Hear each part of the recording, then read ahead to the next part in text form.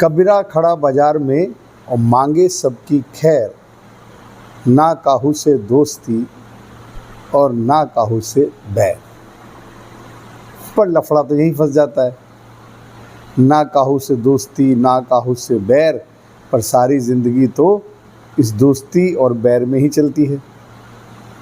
राग और द्वेष का ही पूरा जीवन बन पड़ा है।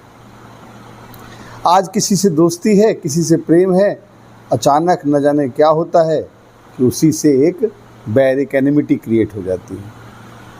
और कभी कभी उल्टा भी होता है, किसी के साथ एनिमिटी फील होती है तो कुछ समय बाद लगता है कि नहीं ऐसा नहीं है, ये भी बढ़िया है, और उनके साथ राग हो जाता है।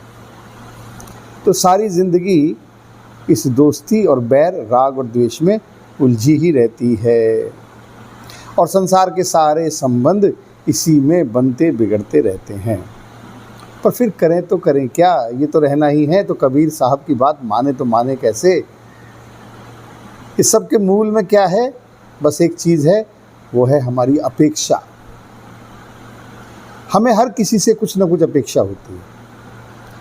वो अपेक्षा ठीक से पूरी हो जाती है तो उसके प्रति राग हो जाता है, दोस्ती हो जाती है, और वही अपेक्षा ना पूरी हो तो फिर बैर हो जाता है, द्वेष हो जाता है। तो यानी मूल क्या है?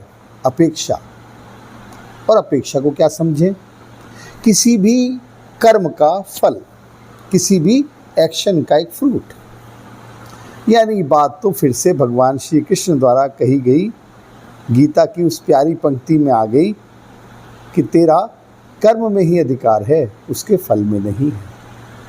और जब जब भी हम कर्म में नहीं, उसके फल में, कर्म भी करते हैं तो उसके फल में आश्रित होकर करते हैं, आसक्ति के साथ करते हैं, तो वो अपेक्षा हमें कभी ना कभी, कहीं ना कहीं फंसा ही देती है।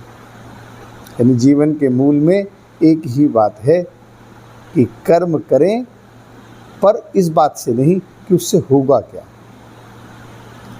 दरअसल कर्म ही हमारी सच्ची नियति है।